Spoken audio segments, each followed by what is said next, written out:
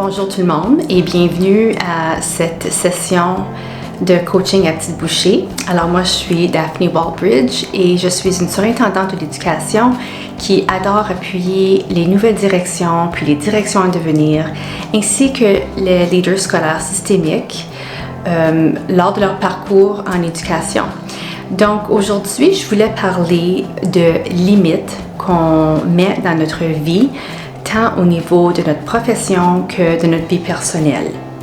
Et pourquoi c'est important de mettre des limites dans notre vie? Bien, après ma barre, les gens qui font des épuisements professionnels, c'est toujours en lien avec le fait qu'ils n'ont pas pu mettre des limites dans leur vie. Alors, de mettre un encadrement qui explique à l'autre personne ou à l'organisation comment ils peuvent interagir avec eux. Donc, comme direction, comme leader systémique, c'est très facile de se faire envahir par tout ce qui se passe au niveau de notre système. Puis, pour assurer notre bien-être et notre productivité, c'est incroyablement important de s'assurer d'avoir ces limites-là en place. Puis aujourd'hui, j'aimerais vous donner quelques astuces pour vous aider à faire ça.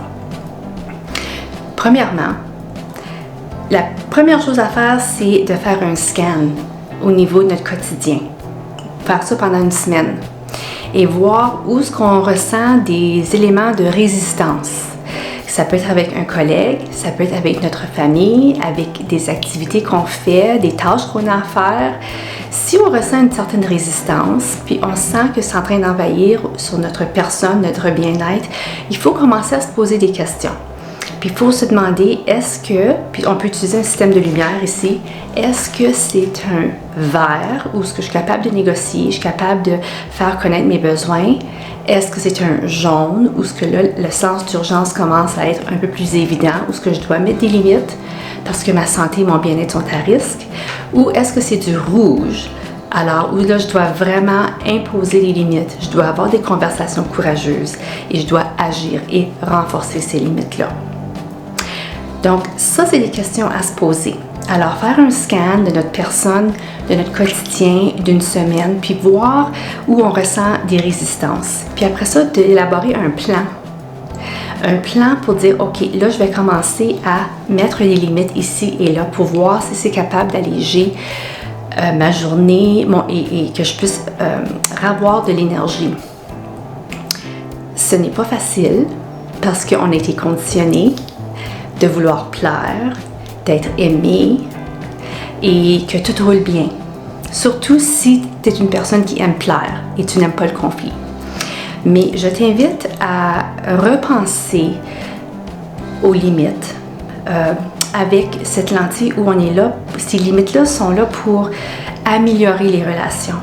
Parce que tu aimes l'autre personne ou tu respectes l'autre personne, donc les limites vont assurer que vous protégez votre relation. Et vous pouvez le dire comme ça aussi. Parce que je te respecte, parce que je t'aime, dépendant de ce que c'est.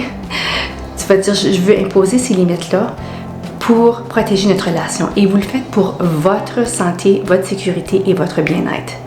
Pas pour l'autre. Donc, c'est très, très important. J'ai une ressource à vous recommander si vous voulez continuer à approfondir ces leçons. C'est un livre qui s'appelle, je vais vous le montrer, il s'appelle The Book of Boundaries par Melissa Urban. Là-dedans, vous avez des scripts, vous avez des scénarios et elle passe à travers les feux verts, les feux jaunes et rouges, puis elle donne toutes sortes de scripts au niveau de la profession, de la famille, des beaux-parents, des grands-parents, toutes sortes de choses. C'est fantastique. Donc, je vais mettre le lien de cette ressource dans la boîte de description, ok, de la vidéo, si vous allez avoir accès à ça. Une autre chose que j'aimerais vous dire, c'est que lorsqu'on met des limites dans notre vie, on va commencer à se sentir plus confiant ou plus confiante.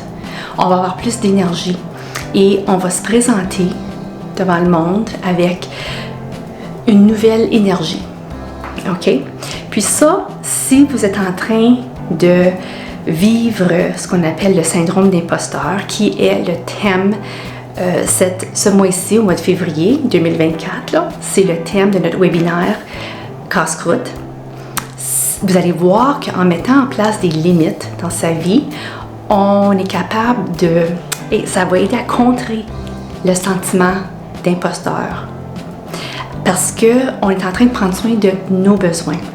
On est en train de démontrer qu'on se priorise, on priorise notre énergie, notre santé mentale, notre bien-être. Puis avec ça, on va se présenter devant le monde avec plus de résilience, plus de créativité, avec une nouvelle énergie. Puis les gens vont ressentir ça. Puis ça va tout tomber en place. Donc, quand les gens qui sont en train de vraiment avoir des défis avec le syndrome de l'imposteur, lorsqu'on met les limites dans notre vie, ça va directement aider à lier ça, à réparer ça. Donc, si vous voulez aller plus creux au niveau du syndrome de l'imposteur, je vous invite à me suivre ce mois-ci dans les médias sociaux. Il va y avoir toutes sortes d'affichages en lien avec ça, des citations, des textes de réflexion pour votre journaling. Et aussi, le 11 février, à midi, heure de l'Est, il va y avoir notre deuxième webinaire casse-croûte pour 25 minutes. Puis j'ai des vraiment belles stratégies à vous présenter. Donc, je vous invite à vous joindre à nous.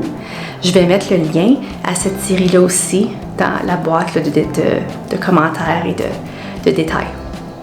Alors, j'aimerais vraiment entendre vos impressions face à ceci. Partagez cette vidéo avec quelqu'un qui en aurait besoin. Et n'oubliez pas de vous abonner à mon YouTube, mon canal YouTube, pour recevoir des avertissements lorsque je publie d'autres vidéos. À la prochaine!